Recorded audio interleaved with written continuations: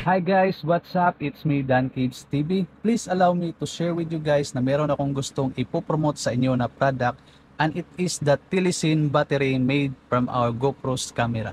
Yes, it is better than the original kasi Wow. ang capacity ng battery nito ay 1,750 milliamperes. At ikumpara Wow. natin sa original na battery ng GoPro na medyo may kamahalan, it is 1,720 milliamperes. So mas mataas yung Telesin at mas mataas yung recording mo dito. Hindi ka Wow. na mabibitin. Ilang oras ba bago malobat ito?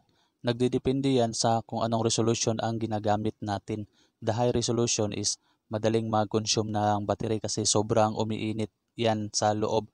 At kung mababang resolution lang guys is nakakapag-record ka ng mahaba-haba talaga, and it's good for its price na talaga guys. Legit talaga paggawang Telesin. Solid Telesin.